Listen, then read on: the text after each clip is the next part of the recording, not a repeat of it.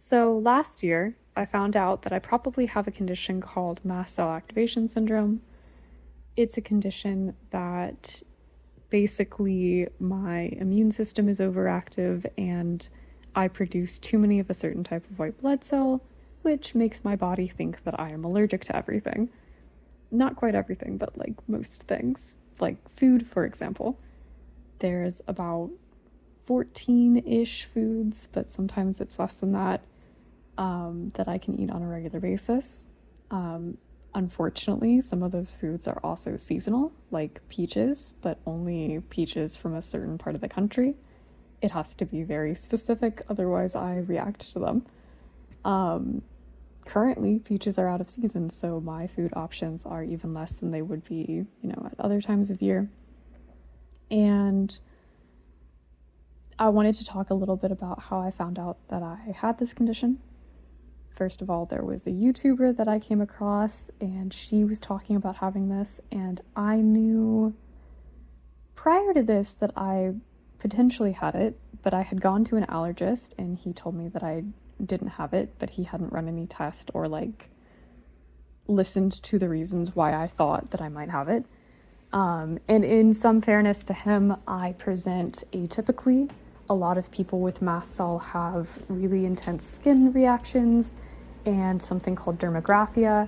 I don't have those presentations. A lot of my presentations are more internal. I have a lot of psychological symptoms, a lot of respiratory symptoms, and a lot of digestive symptoms.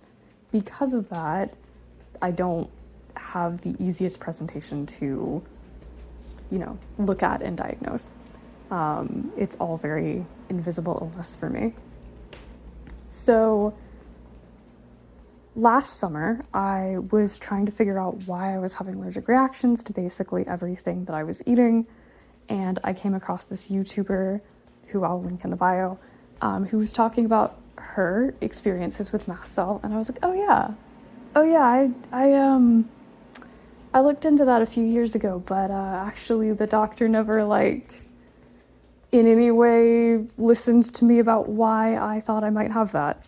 So maybe he's not correct about the idea that I don't have it. And then I came across something called the low histamine diet. The low histamine diet basically, you eat foods that are lower in histamine. I didn't know certain foods had higher histamine than other, but apparently that's how it is. So I started eating the low histamine diet, and literally within a couple of weeks, my acid reflux went from being 10 hours a day to roughly around 2 hours a day. Some of my breathing got better overall, and I was like, oh, okay. So this is a really good indicator that I probably do have some type of histamine issue, some type of issue processing histamine, and it could be mast cell. I then went on a medication called cromulon sodium. I had already been on the nasal version of it, but I went on to the oral version of it, and that helped a little bit as well, but it didn't really help a ton. Around last December, I finally got in with a nurse practitioner, and I was very lucky that she was familiar with mast cells. So I came in and I presented why I thought I had this. I was kind of expecting a fight or for the person just to not know anything about this condition. But to my just thrilled surprise, she knew what I was talking about. And she agreed that, especially because I have a couple comorbidities that are very common with mast cell, she said, okay, let's, do the protocol. Her office has a protocol. And she was like, let's do the protocol and, put you on some other medications, and we'll see if that helps reduce your symptoms. And if it does, then, you probably do have mast cell. Paraphrasing those words, of course, but basically then, we added a couple of H1 blockers, and by a couple I mean 4 times the amount of a regular person, and we continued from there. I then went on literally for the last year, every single month, I've been trying different medications or supplements that are like known to help mast cells. And, you know, if you are listening to this and you have it, I'm so sorry. But two, I went through all of these, like, you know, months and months and months of reacting to basically every new medication we tried. My, like, heavy hitters in the beginning of, like, sodium cromulin, I responded okay to. Like, regular H1, over-the-counter H1 blockers like Allegra, I responded okay to, and Claritin, I responded okay to. I did not respond well to H2 blockers, which are also generally, you know, a very first line of defense for mast cell digestive issues. But then I tried all of these other things that are generally reported to work very well for mast cell patients, and unfortunately, because this condition is so specific to the individual who, you know, has it, I just reacted for like months and months and months to everything that I was trying. It was very discouraging and it was very frustrating. You know, but then I have come around to fall of this year and we tried another medication, and I responded well to that after not having responded well to many of the last ones. And, you know, so that's, and then they're continuing to investigate this, you know, and try to, like, finding new medications to try to present people with options.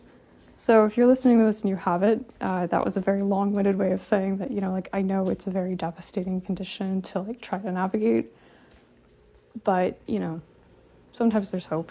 Sometimes things do get better overall.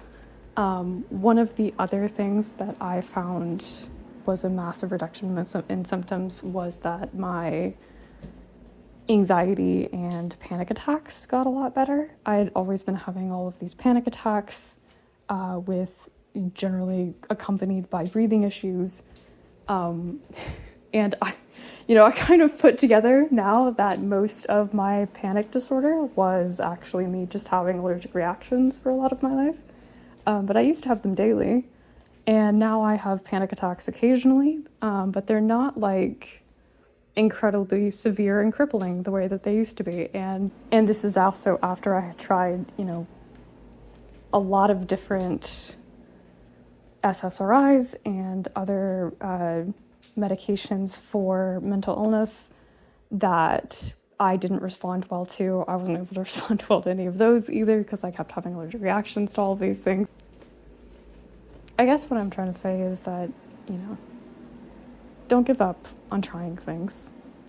There's a chance that it won't work, always, and that's very frustrating and that can be very devastating. But what I try to remind myself in the midst of, like, trying all of these medications, which historically haven't worked for me, and in sort of like evidence, I have more evidence that a medication won't work for me than the idea that a medication will.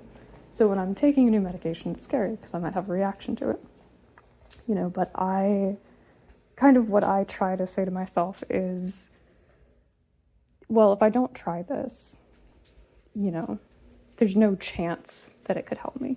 There's no chance that it can help me at all. If I do try it, there's a decent chance that I'm going to react poorly to it, and that's going to suck for the amount of time that I'll react poorly to it, and that'll just be difficult to deal with. But if I don't try at all, then I'm just going to continue to be in the same situation. And I'd rather take a chance on trying to get better than, you know, stay in the same situation with very little hope of relief. Yeah, so that's kind of the end of this video. When I was originally working on the drawing for this video, I could still eat potatoes. I can't anymore, so that sucks because I love potatoes. They're great, they're very filling, they're very nourishing. But I can't eat them right now, so that's okay. But I do, you know, still really like this art piece. I think a comforting little basket of potatoes is a cute idea, and I think, you know, if you like this art piece, then definitely check out the link in my bio. You can get it. And thanks so much for watching.